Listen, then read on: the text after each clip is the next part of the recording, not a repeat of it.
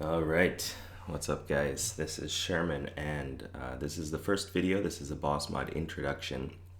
We're going to go over a lot of stuff here, so hang on to your butts.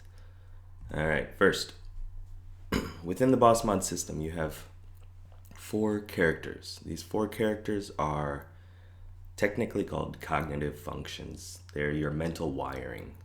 They're how you make decisions and gather information, learn from things. So, first up, you have your hero. Your hero is essentially you. It's your highest leveled character. It's the um, cognitive function that you prefer the most. It's what you've grown up with. You have the most experience using. So it feels really good when you're using it. It puts you in flow. Um, and next, you have your companion, which is also a very high level character, probably around 25 to 30. Um, it balances out your hero. So if your hero is an introverted function or an elf, your companion must be an extroverted function or a dwarf. It has to balance the different worlds so that you get a full perspective and you can live like a human being. Pretty important.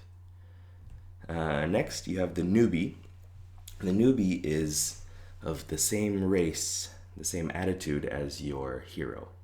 So if your hero is a dwarf, your newbie is a dwarf.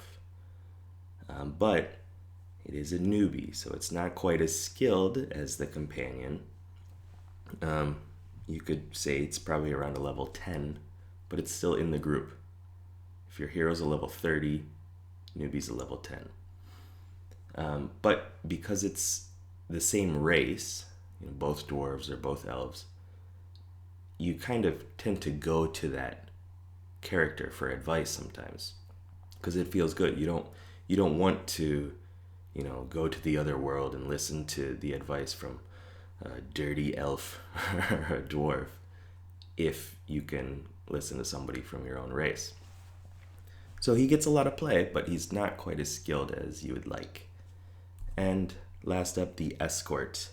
The escort is essentially like a level 3 character or an AI who gets stuck in rocks and you can't fully control, but if you help the escort on his quest, then you get fulfillment. And that's what the escort is here. It's the polar opposite of the hero.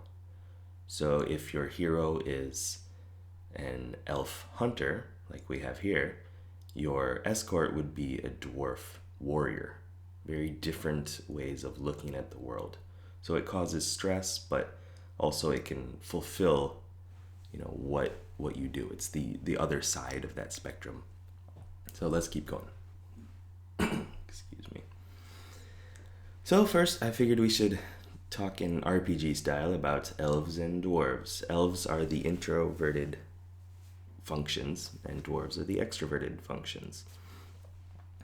Elves have good hearing and sight. So what I take this as is um, they they notice something from far away, and then they have time to assess it before they actually interact with it. And I think that's very important for introverted people and functions. Next, utility and elegance over strength. A weapon, they want to make a weapon usable in different situations. So they have this kind of blanket weapon that they can use in different situations to make sure that um, they get things done. We'll go over it a little bit more. But next, reverie. This is something that the elves do. It's like sleep, but it's not actually sleep. It's kind of like daydreaming too. They relive their past experiences. So in this time, they can form an ideal or standard or an archetype or impression of what is going on because they have these experiences that keep coming back. So they get to get more information about them and understand them a little bit more. And then in waking life, they can use that information and that impression or archetype to understand what's going on in real time.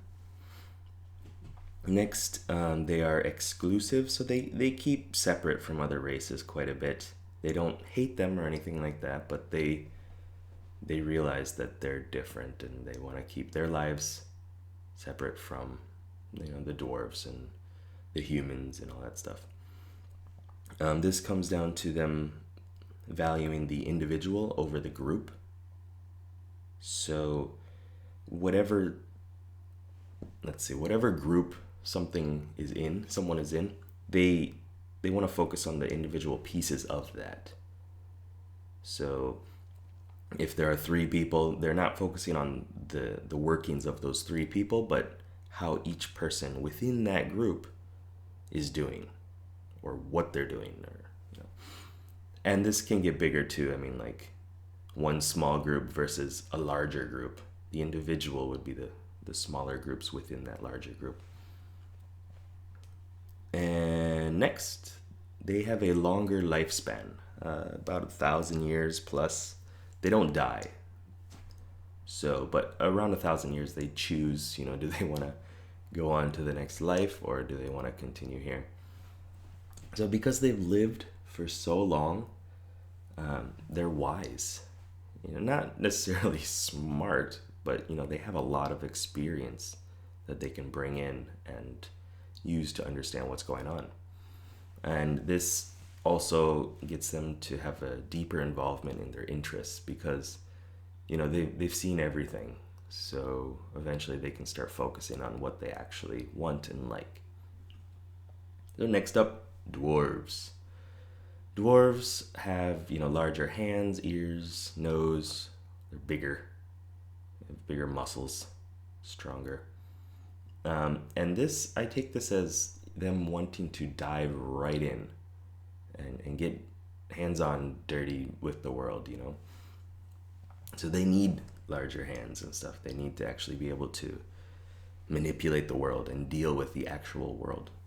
Instead of like the elves who, want to observe it first, get a good understanding of it, and then get into it.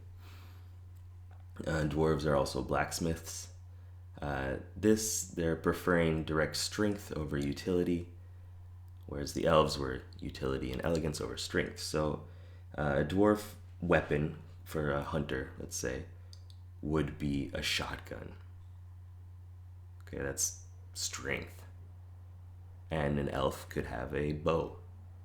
And that's utility.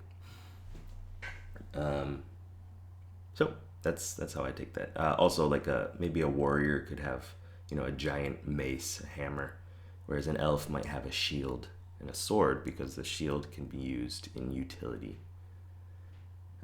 Next up, miners and treasure seekers. They essentially mine the world for treasure. This is what extroverted functions do too.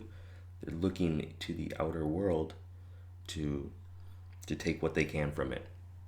And I don't mean like in a thief way, but their focus is on the outer world. Instead of reverie and reliving past experiences, they're out there interacting with the actual objects and people in the world. Require a lot of food and energy. Well, I said it before, they have bigger muscles. Muscle density and mass is like 150% more than an average well-built human. So they need this food and energy, and they need a lot of it. And this is what extroverts do too. They need entertainment and energy from the outside world. They don't get it from going back into their heads and introspecting. They get it from being out in the world and picking up the vibe, So next and last, they have a shorter lifespan. It's still longer than humans, but it's about 250 years. A lot less than 1,000 plus years. So this makes their interests more broad, and they they're not as wise, I mean, they could be very proficient in what they do, but add a couple, I don't know, hundreds of years in there, and your interests kind of narrow and focus. They're also more straightforward. They don't have as much, I guess, leniency with what they want. If they want to do something, they'll do it. They're not gonna sit back and debate it as much. All right, next up.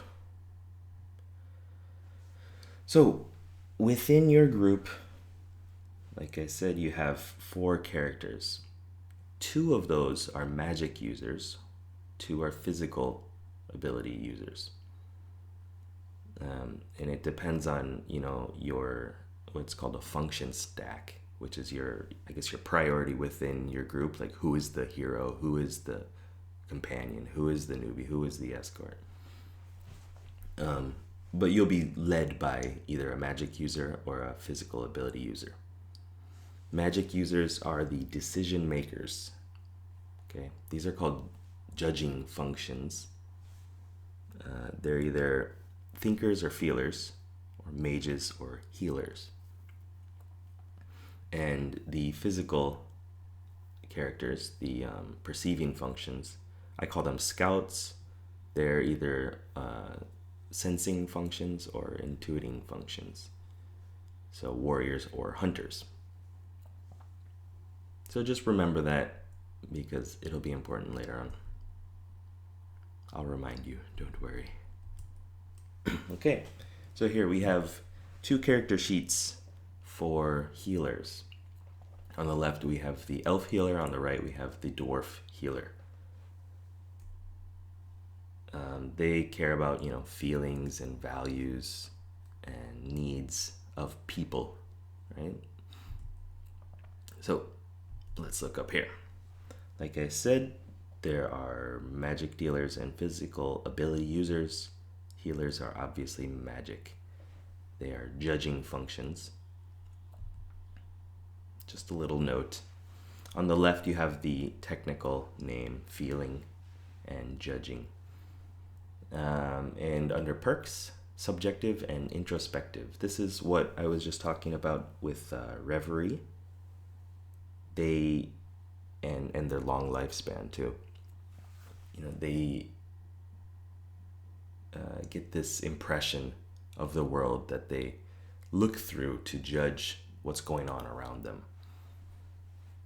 So let's see, maybe I can think of an example. If, for example, an elf healer thinks that money is bad.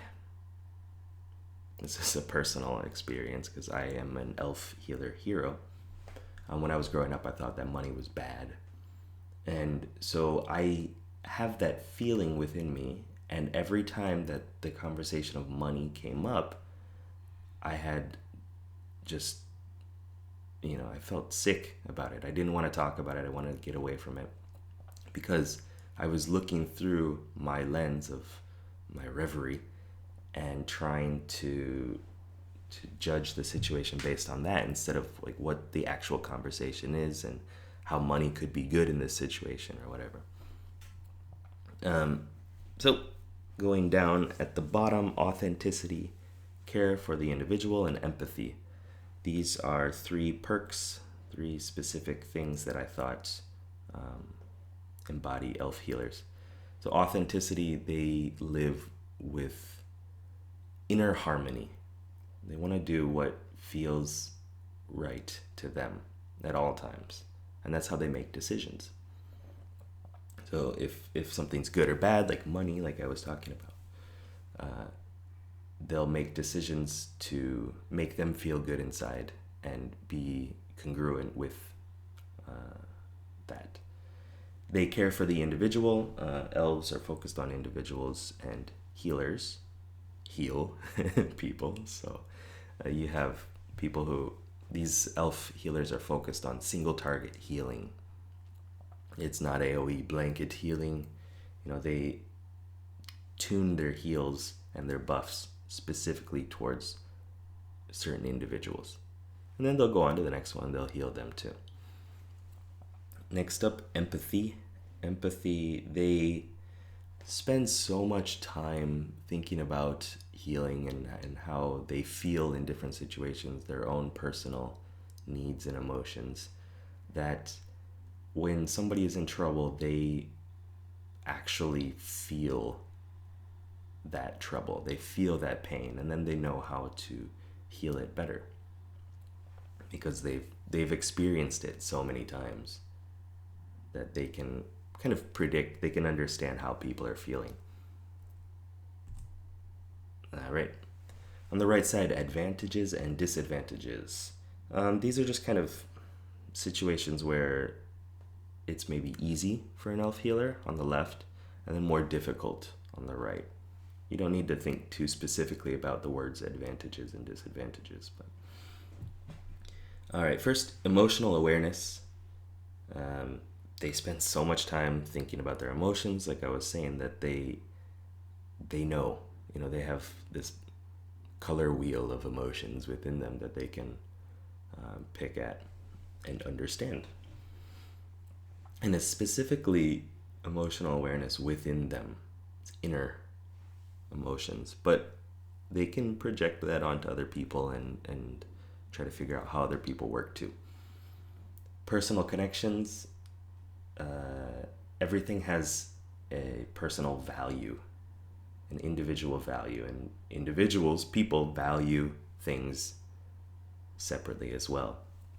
But elf healers, they have a strong connection to things with their emotions, that they use. And next, strong convictions. Like I was talking about money before, if they think it's good or bad, they will latch onto that and kind of make it bigger and bigger because they're holding that idea within them, and then they're going through their life and taking all these other experiences and attaching it to it. And so their convictions get stronger, and it could be good, it could be bad, depending on what the conviction is. Next, disadvantages on the right. These are things that would be difficult for the elf healer. Empirical thinking. This is the other side of the spectrum. So on one side there's caring about the individual and people and their needs and wants and values and emotions. And then on the other side is, does it work? Which is empirical thinking. Like, and what are the results? Are we getting results? No? Well, you're messing up, So that's pretty difficult for them because they want to honor the individual. Next, enforced structure. By putting people in a structure, it kind of limits their own individual, abilities. And, well, not abilities, but like how they feel about it, right? So they might not want to be in that situation, but they have to for the system to work properly. And elf healers do not like that. Trust me. You don't want to limit individual happiness and harmony. Although I can see it being important. Next, decisive action. Well, they are elves. They're introverted functions, so it takes more time. They have to bring that information in. They have to see it from a distance. They have to observe it before they actually feel comfortable with it. And decisive, quick action is not that. Okay. On the bottom left, just kind of flavor text. They have the Life Giver two-handed staff. Thought it sounded cool. That's about it for that. Next, the Dwarf Healer. So it's also a magic user, as you would hopefully understand, and still it's a feeling function, it's a judging function. But this time under perks, you have objective and extrospective. Remember that they're mining the world, they're treasure seekers. They're dealing with the actual objects with their giant hands. Okay, so they're not taking that information in. It's not a slow process. They're ready to go. They're ready to interact with the actual world around them. They don't have that lens of different archetypes or impressions that they're looking through. It's the actual object and what it is right now and how that's important. At the bottom, harmony, care for the group, and sympathy. So harmony in this case is outer harmony, harmony within groups. Is everybody in this group making the group happy? And if they're not, then the individual should kind of adjust to make the group harmonious and happy and working better and following the same, values and yada, yada, yada. So that's extroverted feeling and harmony. And next, care for the group. Like I was just saying, they value the group over the individual. So whereas the elf healers wanted everybody within the group to be happy and have their own needs and values satisfied, the dwarf healers want the group itself to be working towards the same goal. And they think that if the group is harmonious, if the group's harmonious, then the individuals should be happy. But elf healers would think that if each individual is happy and working to fulfillment, then the group will be better off. It's just a different take on the situation. And next, sympathy. They are a little bit more logical about their emotions than elf healers, I would say. So they're, they see the situation, they see how people feel, and they understand that more than, whereas an elf healer is feeling the same feeling and understanding. And of course, everybody has emotions and feels things, but dwarf healers would be more towards sympathy. On the right, advantages and disadvantages. Again, we have, these are different. Emotionally effusive, so they express emotions. They make decisions by spending emotions, And elf healers don't, they hold in their emotions unless they want to get, to send them out to the world. But dwarf healers are usually just always emoting. Aware of social dynamics. So in order to have group harmony, you have to understand how groups are feeling and how they're working. So if a dwarf healer goes into a bar, they see, these two people are friendly, and these two people are not getting along. This group doesn't like this group. And it's very important because that's how they, breed harmony within the groups and the situation. Last, accommodating. Kind of touched on this before, but for a group to be harmonious, individuals need to sometimes sacrifice or pull back some of their desires. And dwarf healers are very good at doing that, and I think they do it a lot. They're happier to just kind of let the group be happy and then kind of take the hit themselves, and that's okay. Next, disadvantages. The other spectrum, you have extroverted feeling on one side and introverted thinking on the other. Okay, it's kind of like, it's the line, it's the spectrum. On the right would be concise wording. So their emotions are expressed out into the world, and within them they're thinking of, how can I word this, how can I say this, but they're using a different language when they speak. You think with technical logic perhaps, and then they're trying to speak through using their feelings, and it doesn't quite translate all the time. So it might be difficult to have concise wording to express exactly how they feel, because they want to coat it with emotions. Next, technical accuracy, just another difficult area. Accuracy being what, we'll get into it a little bit later, but what elf mages do best. So finding the understanding of how each individual piece within this system is working and what it's working to is something that could be difficult for dwarf healers. And impersonal criticism, yeah, I mean, it disrupts harmony, doesn't it? So explaining to somebody that, you're not doing a good job, are you? It's not a good thing. It's not easy for dwarf healers to do. They'd rather just, see that fault and then make up for it by themselves and, do a little bit more work to try to balance that out. Equipment, just more flavor text: Gavel of Rights, One-Handed Mace, and Battle Medic's Reprieve. Thought it sounded cool. So there you go. You have two awesome healers right there. Elf healer Findian and dwarf healer Farron. I should have explained this earlier, I'm sorry, but the abbreviation for introverted feeling is FI. So you have elf healer Findian. And for extroverted feeling, it's FE, so Farron.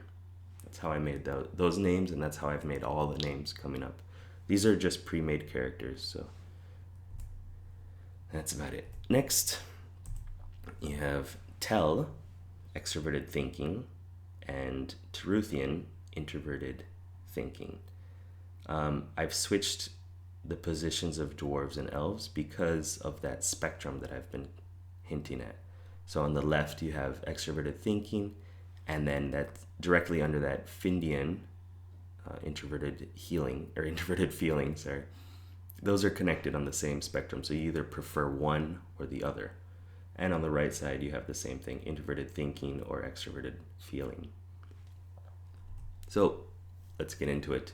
Again, magic user, I don't really need to explain that too much. Looking at the perks, they're dwarves: objective, extrospective, mining the world, dealing with the actual objects in the world, not through a lens of their impressions. I think we got that now.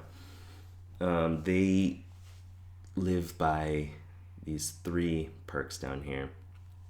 Of course, there are more, and everybody can use these, but these are the ones that they prefer. Effectiveness. They are dwarf mages are geomancers. So they're moving objects around in the world to make things happen.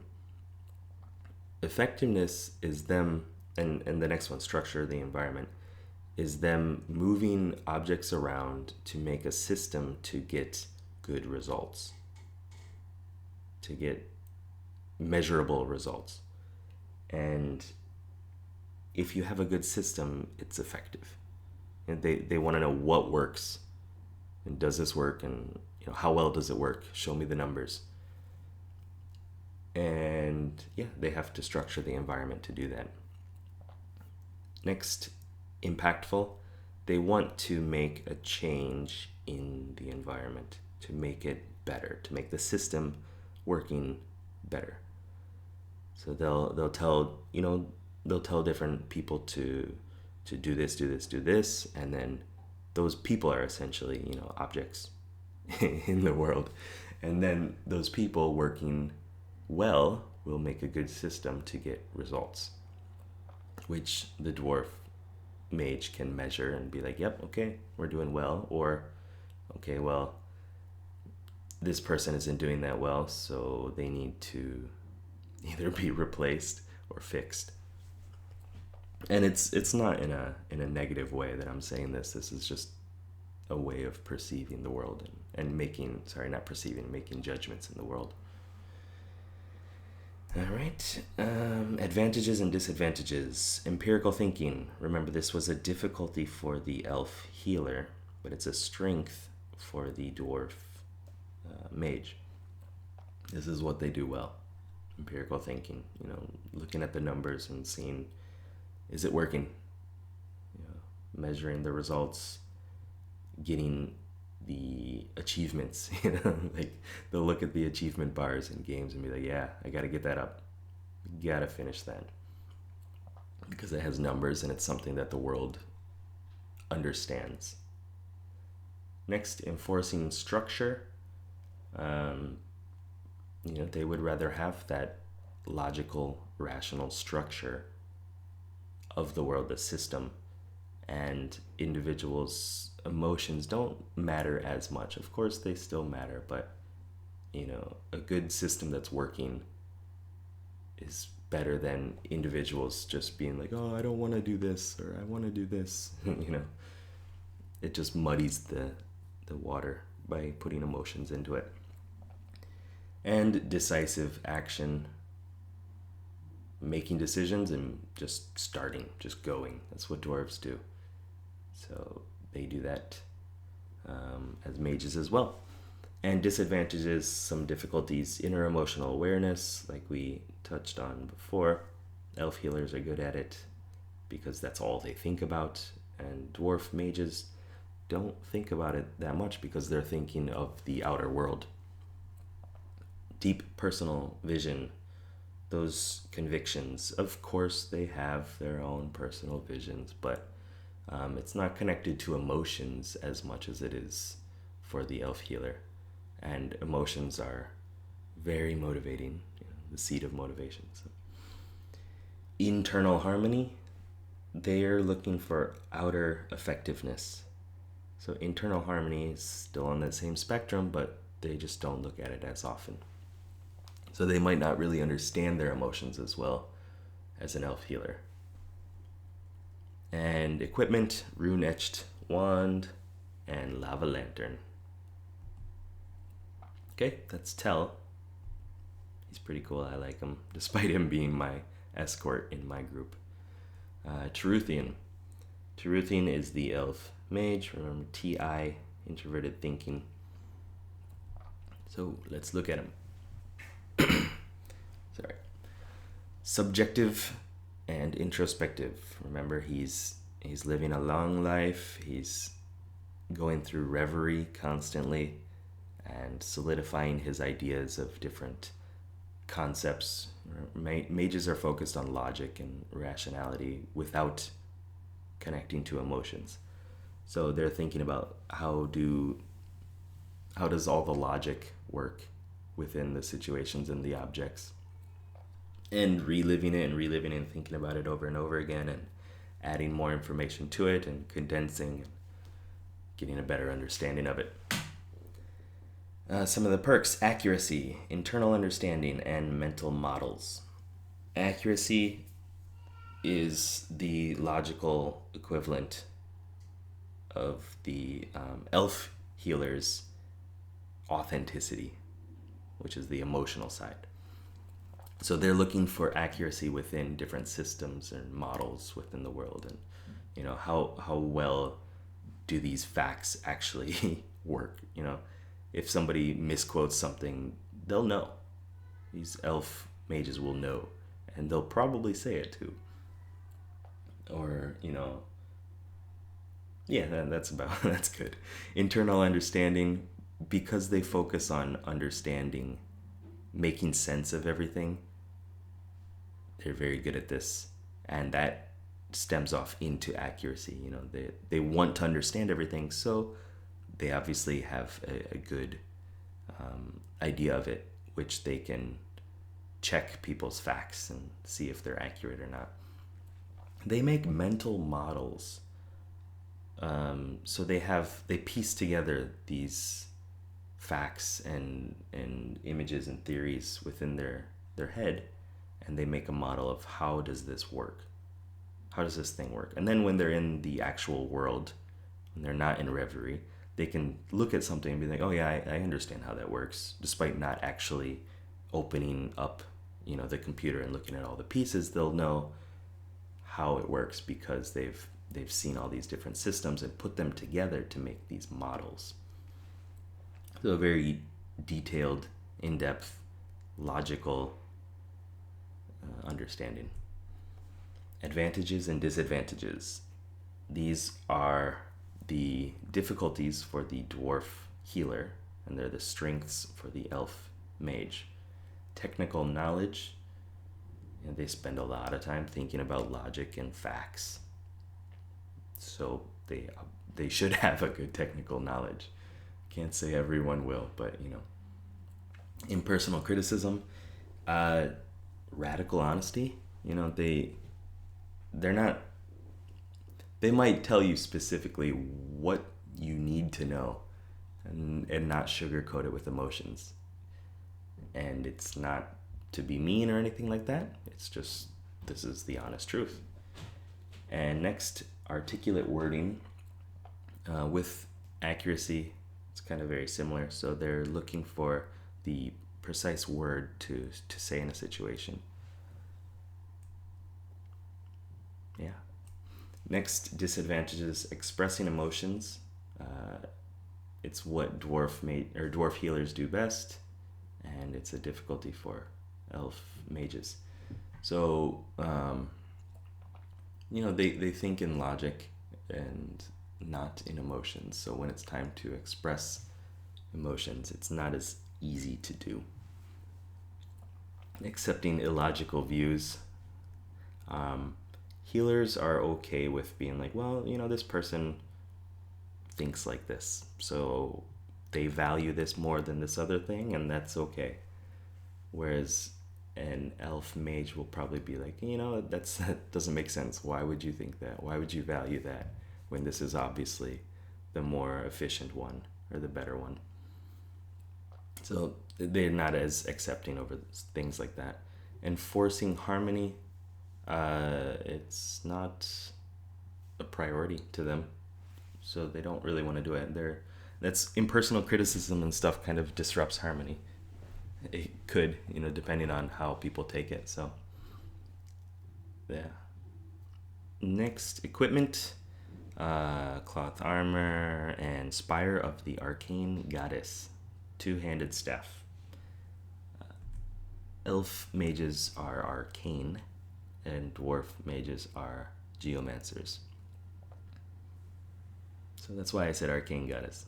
I felt arcane is more like internal and something that they send out from themselves, whereas geomancy is controlling the elements around them. You don't summon a meteor from your gut. But I could see you doing that with arcane.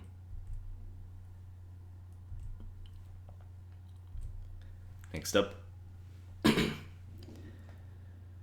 the hunters. These are now physical damage dealers.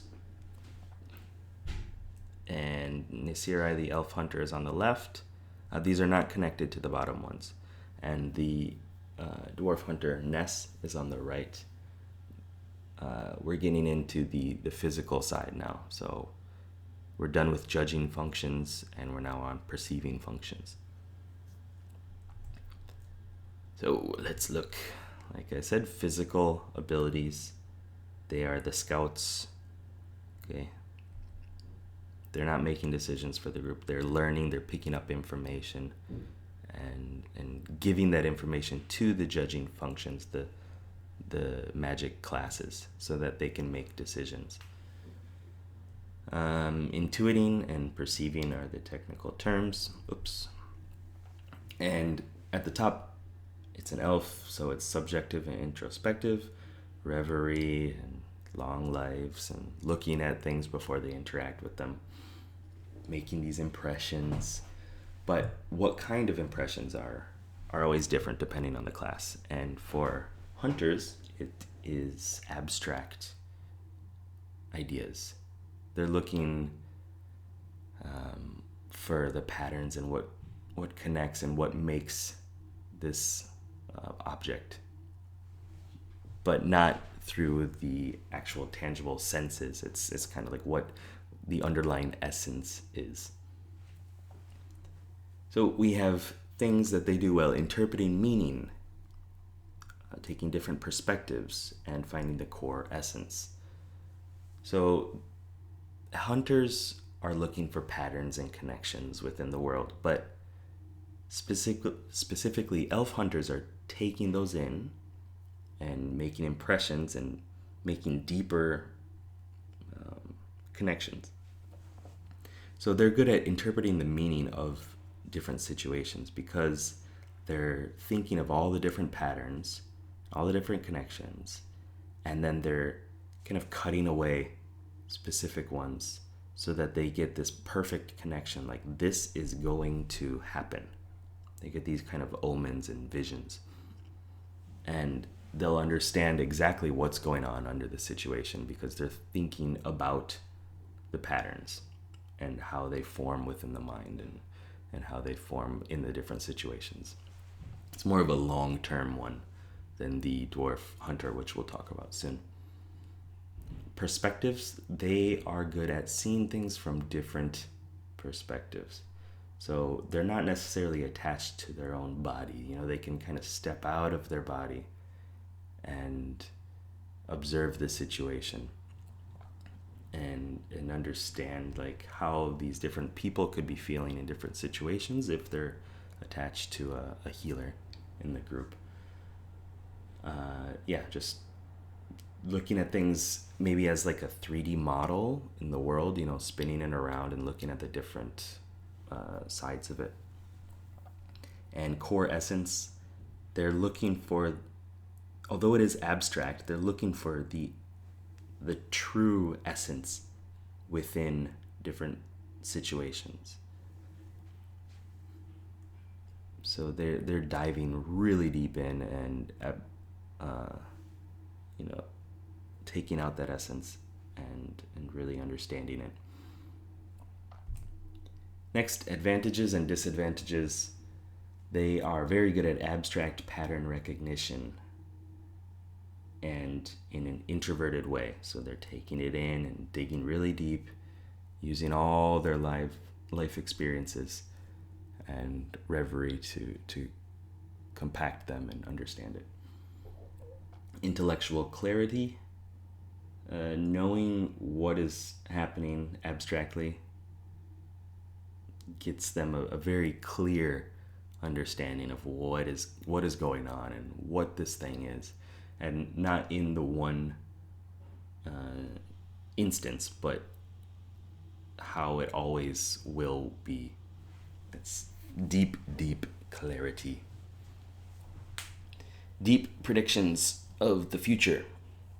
Having all these different patterns and understandings, they predict far into the future because they see how things work, how things are connected, and what will happen.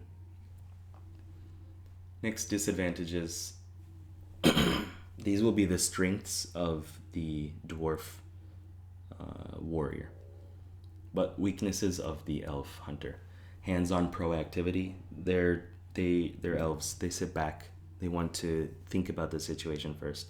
So they're not going to jump in there and just start touching up things and making things happen. They're going to watch as things happen, and then they'll tell somebody, hey, this is where it's going. This is what's going to happen. And it's usually before everybody else realizes it and is willing to accept it, so that they might ignore it. And then when it happens, the elf hunter is like, yeah, I told you, but I'm already over it. I made peace with it. Next, pure present reality. They're looking at the abstract stuff, so it's not the pure present. Like, what is this coffee can? I always have a coffee can next to me. It's not, what is this coffee can actually with dimensions and textures, but it's, what is coffee to human beings? So they're not good at noticing the specific details. And they are not very practical and pragmatic. So they're more fantastical, thinking about how things could be. and how things will be in the future.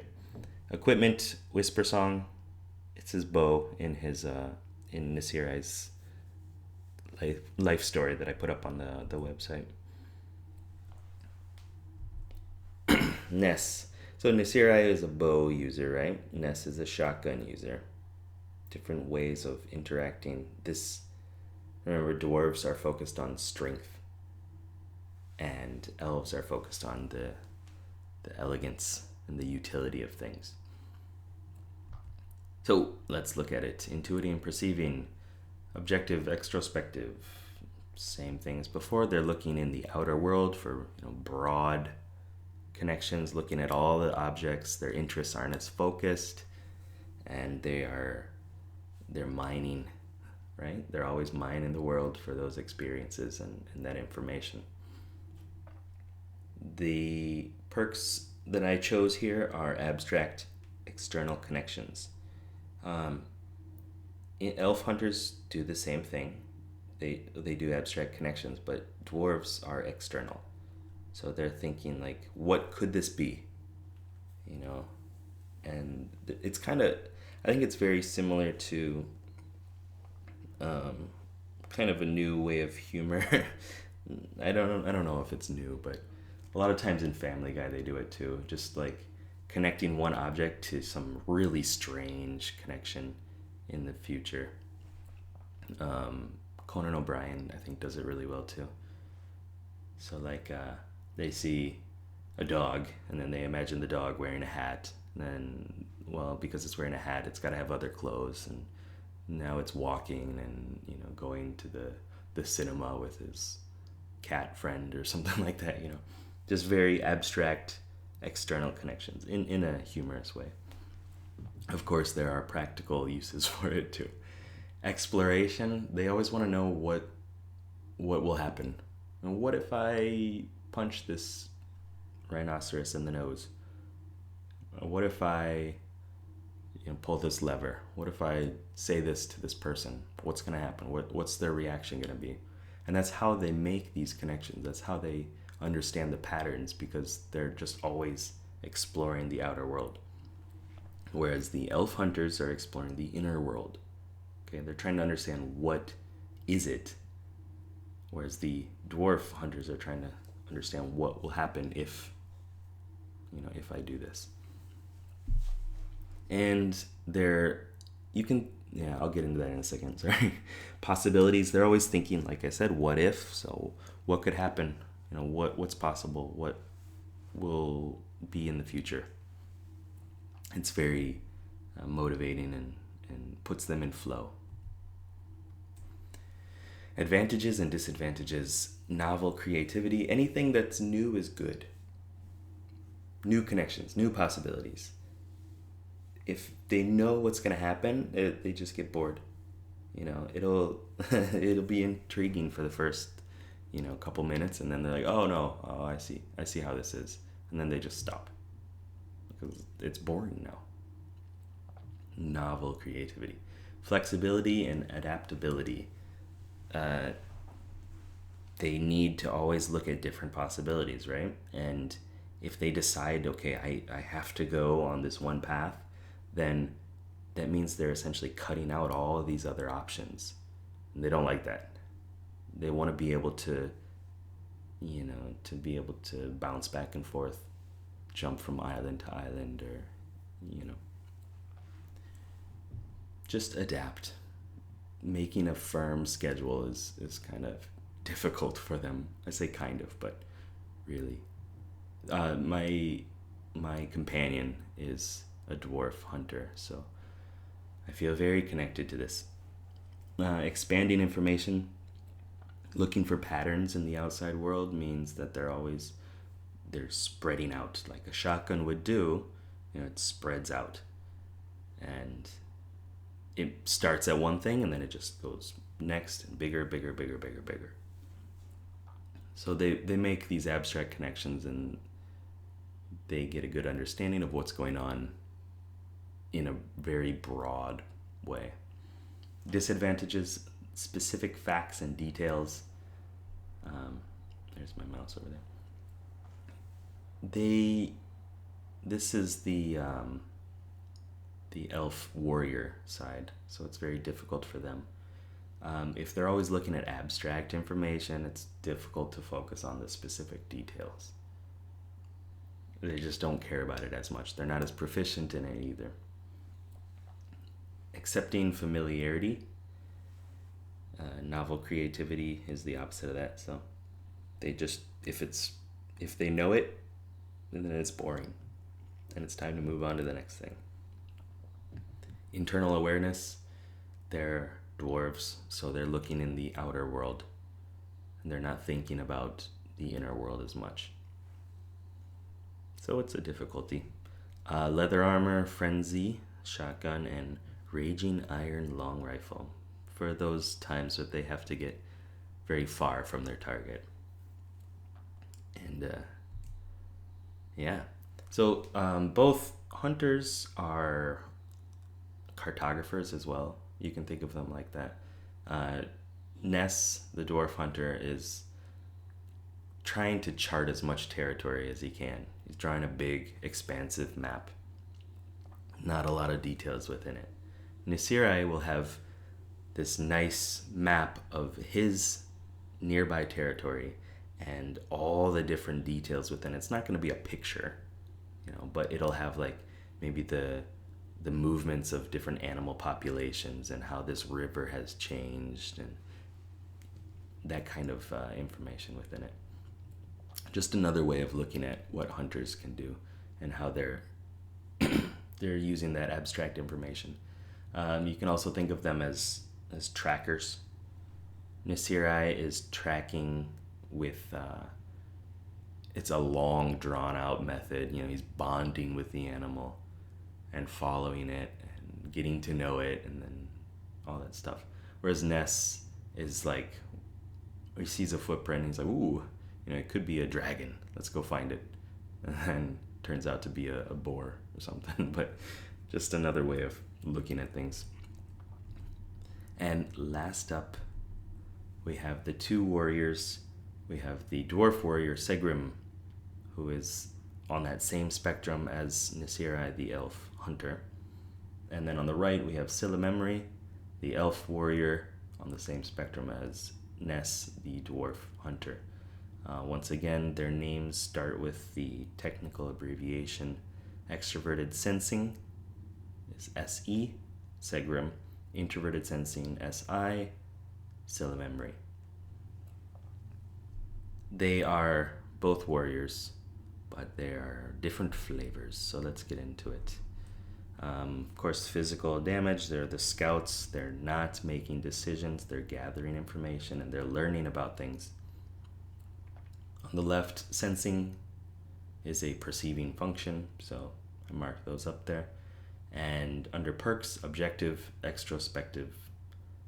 Segrim is out there in the world, hands-on, jumping, diving into things, going full force, and trying to just gain all that experience that he can. Real, actual hands-on experience. And some of the perks: direct interaction, sensations, and immersion in the present. Direct interaction, like I just said, he dives right in there, just wants full connection to things, and he uses whatever he can as a tool to get more connected to the world. And if we'll go back to that coffee can, so he looks at it, he touches it, he feels the temperature and stuff like that. Whereas a hunter is not. Let's go specifically with Nisirai.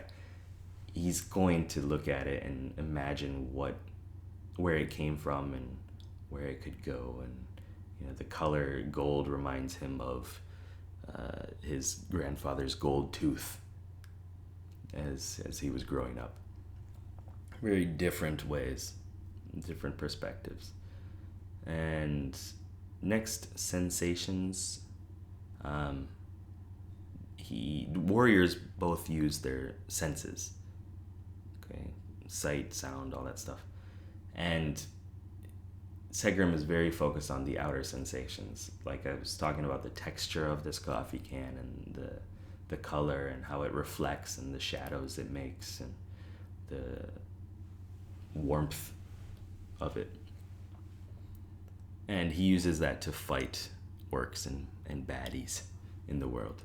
Real, actual connections to the senses, which he interprets and then learns about the environment and the fight. Immersion in the present. It's very important for Segram to be in the actual present, not in his mind, okay, not in the future, not thinking about what could happen, just what it is now, what things are now. Super important because he'll die if he's not aware of that. So very good knowledge of what is going on in the environment around him in a very sensory way. Advantages and disadvantages. Hands-on resourcefulness. This was a difficulty for Nasirai, the elf hunter, and it's a strength for Segram. He wants to get in and touch up on things and experience things and really understand what it is. Not what impressions of it are, but what this actual object or this person is right now. And this goes on to the pure present reality. It's not connected to the past or the future. It's what it is now. Practical, pragmatic. He's focused on real things. So he's going to think about things in a very realistic way, not an abstract way. Pattern recognition is difficult because he's not thinking about patterns. He's thinking about specific things.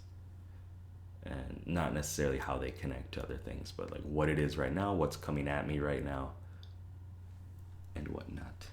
Abstract perceptions, they're not abstract. Dwarf warriors are not abstract.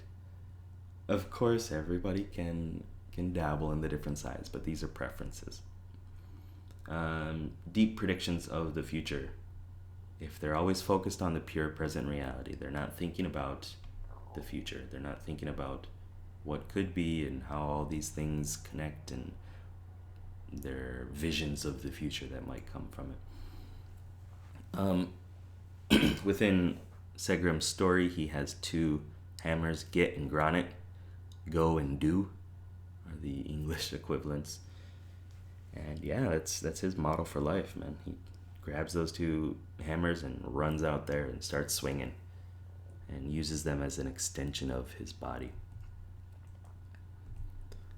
And last, we have Silamemri, the elf warrior, also physical, but he is not going to run in there like Segram does.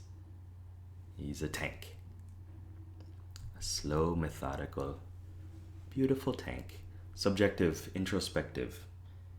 He, as always, as an elf, takes in information, has this long lifespan, a lot of experiences that he's looking at through reverie and condensing and compiling and getting the perfect understanding, the perfect impression, the ideal understanding of what the things are. But he's focused on the senses. So it's sensory, actual details of it in his past that he's using to compare to things in the present, which leads us into his perks: comparative, comfort in familiarity, and re-experience. He's always comparing things, how they were in the past to what it is now. They look at that coffee can and they're like, before the coffee can was, a little bit shorter and they made it out of a different material, and now it's this one. As an example. It's not always about coffee cans, of course. So he, in an RPG kind of sense, would be comparing different maybe formations and strategies that he's used and thinking of how well the current one is working and then adapting to that. But it's not like adapting like Ness the dwarf hunter would do. It's adapting his own personal strategies from what worked in the past to what will work now because it's been done so many times in the past. Comfort in familiarity. This is something that Ness, the dwarf hunter, is very bad at, but it's something that Silamemry, the elf warrior, really likes. He wants to know what's going to happen, and he does that through training and practice and repetition. It brings just stability, which is very important to him. He wants to know exactly what will happen, so he takes the same route to work every day, eats the same food, every day at lunch and things like that. Doesn't really want to explore and re-experience. This is something that all elves do, but he does this in a slightly different way because he's re-experiencing the tangible, concrete details in the world. So if he goes to a location, if he goes somewhere one time, he's gathering all this information, right? All this sensory information around him. And then he can go back into his head and see where all these buildings are and where the signs are and how the roads worked and everything like that. Very good at re-experiencing that actual, tangible, real world from his past. Advantages, mentioned this before, familiarity and stability. He's not going to fly off in some abstract tangent. Recalling sensory details, like I just said about the walking through a town or whatever. He can do it once and then remember exactly where things are. And it's not just like he has a good memory. It's not like elf warriors have a better memory than everybody else, but they spend so much time thinking about it in that world that odds are they're going to be better at it.